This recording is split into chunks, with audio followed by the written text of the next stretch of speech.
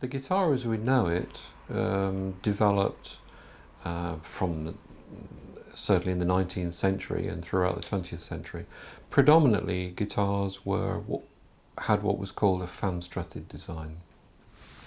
And that means that underneath the top, as well as having some bars which come across the top, roughly from the sound hole and going through the bridge, there are a number of elements, a number of struts laid out in a fan like this, hence they're called fan struts. And that design goes back to the 1800s, commonly associated with the very famous maker Antonio Torres, but other people were doing it as well. And still today, many guitar makers, in fact the vast majority around the world, will still make some form of a fan strut system, albeit slightly modified, you know, with little tweaks here and little turns there.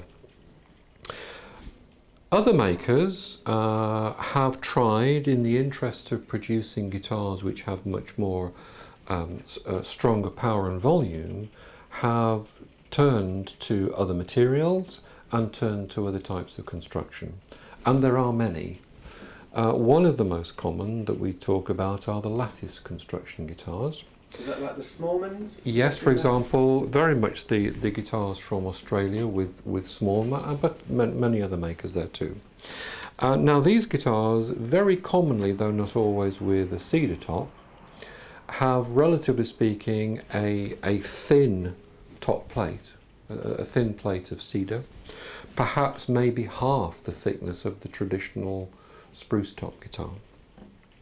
And instead of having fan struts, they have a crisscross, a trellis of many more elements which are compensating for the fact that a lot of the strength has been taken out of the top by taking it down so thin. And also, bearing in mind that one of the objectives is to try and have a top that is very light, sometimes the stiffening elements of this trellis or this lattice use modern materials, for example, like carbon fibre, which has tremendous strength, but with very, very little weight to it. But they must sound different. They generally do, yes, this is true. Guitars like that can have a noticeable increase in power and volume, or at least apparent power and volume. But inevitably, the character of the sound changes. Now, of course, this depends on what the maker does. And you will find that some makers' lattice guitars have a characteristic lattice sound.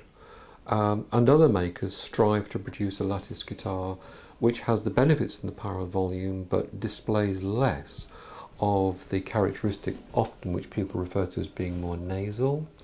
They try to get less of that, and so you get a bit of So with the volume compromise. you lose something. With the volume, usually there's a price to pay, Right.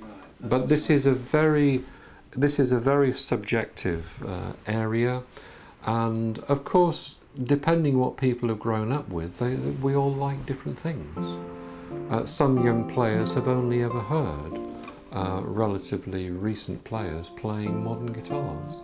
And therefore that is what is natural to them. Similarly, you find many other players learn to like the classical guitar having only heard much older instruments of a completely different style. And of course this inevitably affects your taste forevermore.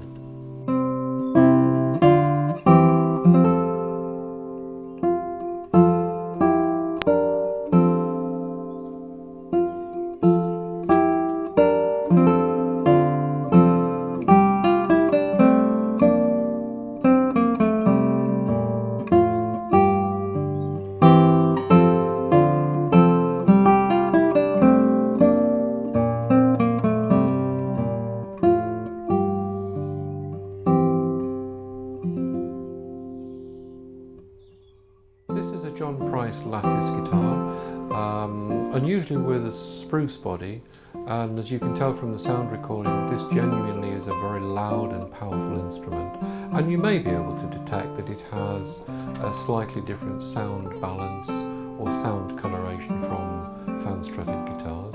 And certainly for a spruce guitar, it actually has a rather dark and mysterious sound.